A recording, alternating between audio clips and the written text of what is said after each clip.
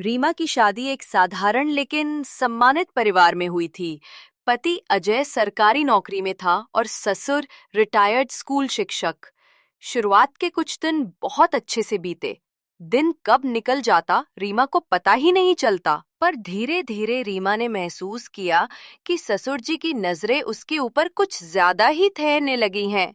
ससुर जी की बातों में अब वो सम्मान और आदर नहीं था जो एक ससुर को अपनी बहू से रखना चाहिए।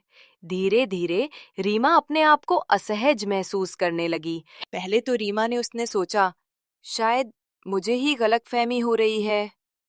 लेकिन कुछ दिन बाद जब ससुर ने उसे अकेले में रोककर अजीब बातें कही, तो उसे समझ आ गया कि वो सही सोच रही थी। उसके बाद एक दिन घर में कोई नहीं था, सब बाहर गए हुए थे।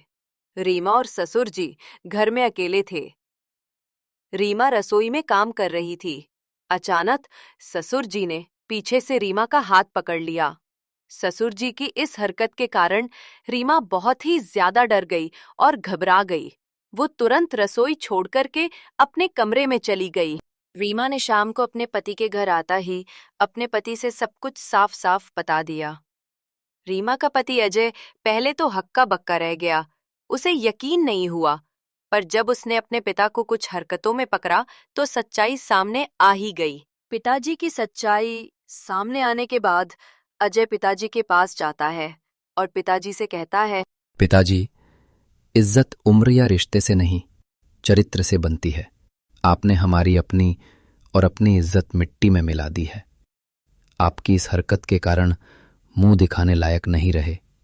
ससुर जी को भी अपनी गलती का एहसास हो गया था। ससुर जी अपने किए पर बहुत ही ज्यादा शर्मिंदा थे। उसके बाद ससुर जी ने सबके सामने बहू से माफी मांगी। बहू, मुझे माफ कर दो। इतना कहकर के ससुर जी बाहर चले गए। धीरे धीरे सब कुछ ठीक हो गया और पहले जैसा वातावरण घर में बन गया। अब सब हंसी खुशी परिवार में एक साथ रहने लगे।